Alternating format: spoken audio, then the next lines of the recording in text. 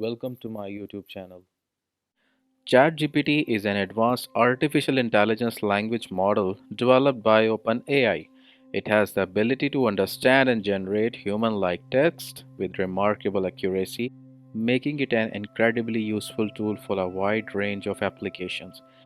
In this tutorial, we are going to see how ChatGPT can help us in writing a script in PHP to export an SQL table that can be used to download the database backup. Let's write some instructions.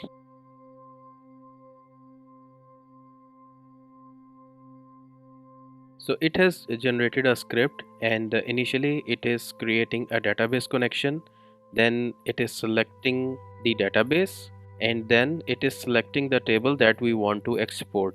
Okay, so this is a kind of little limitation in that we can only export one table at a time. We can use this script if we want to create an application that where we want to export only one single database, or where you ran a script for taking out the database backup. But what if we want to have a proper insert statements with limitations of every 30 rows? Let's write some more instructions. Update the above script to take and download the backup of full database. In this way, we do not have to worry about passing one single table all the time, and add the limit of insert statements after every 30 rows. Let's see what it generates this time.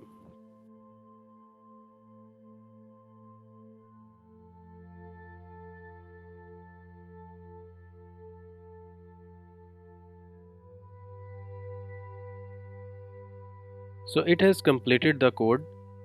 Let's try running this.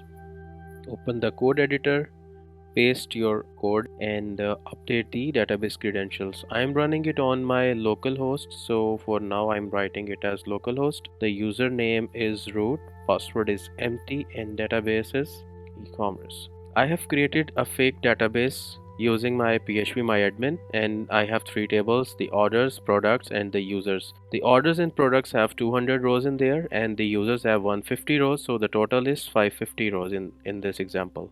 Now let's try running this script. I am using XAMPP.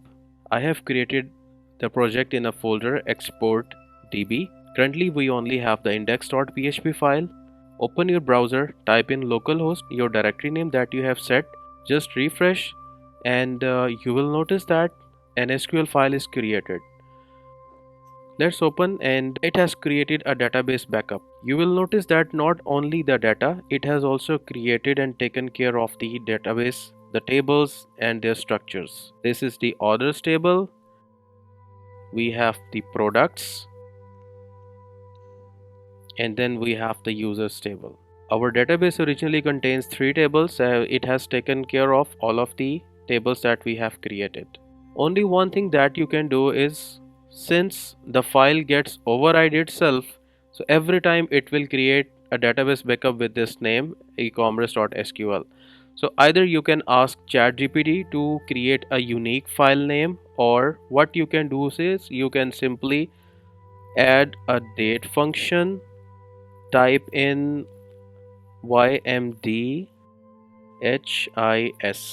In this way, you will always get unique file name for your database. So here it is.